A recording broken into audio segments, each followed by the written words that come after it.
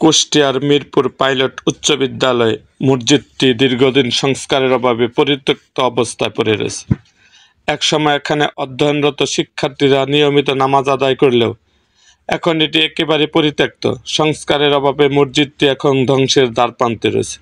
সরজমিনে দেখা যায় মিরপুর পাইলট উচ্চ বিদ্যালয়ে পুকুর পাড়ে অবস্থিত এই মসজিদটি জরাজীর্ণ অবস্থায় পড়ে রয়েছে। ইটের তৈরি মসজিদটির টিনের চালা, জানালা, দরজা সমস্ত কিছু নষ্ট হয়ে গেছে। দেয়াল থেকে খসে পড়েছে ইট সুরকি। বিশাল আকৃতির একটি গাছ হেলে আছে টিনের চালের উপরে।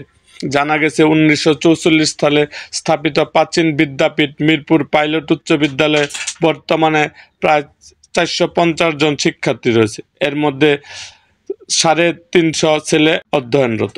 এ সময় কথা হয় স্থানীয় এক ব্যক্তির সঙ্গে।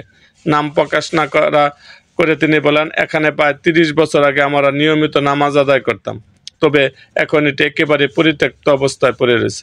মসজিদের জানালা, দরজা, টিনের চালা সবকিছু নষ্ট হয়ে গেছে। মসজিদের আশেপাশেও আগাছা ভরে গেছে। এটি সংস্কার করা হলে এই বিদ্যালয়ে শিক্ষার্থীরা আবার নামাজ পড়ার সুযোগ পেত। মিরপুর পাইলট স্কুলের প্রাক্তন শিক্ষার্থী বলেন, এক সময় এই মসজিদটিতে নিয়মিত নামাজ আদায় করা হতো। এখানে আমাদের অনেকেই নামাজ আদায় করতেন, কিন্তু মসজিদটি পরিত্যক্ত অবস্থায় পড়ে রয়েছে। এটিকে সংস্কার করে পুনরায় নামাজের ব্যবস্থা করা হলে শিক্ষার্থী এবং এলাকাবাসী এখানে নামাজ আদায় করতে পারবেন।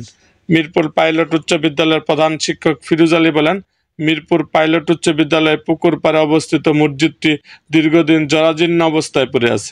আমি যোগদানের পর এটিকে সংস্কারের চেষ্টা করেছি, কিন্তু অর্থভাবে সেটি সম্ভব হয়নি। যদি অর্থ বরাদ্দ পাওয়া যায় তাহলে এটাকে সংস্কার করে পুনরায় চালু করা সম্ভব হবে। এরকম আরও ভিডিও পেতে আমাদের চ্যানেলটিকে সাবস্ক্রাইব করুন এবং পাশে থাকা বেল আইকনটি বাজিয়ে দিন।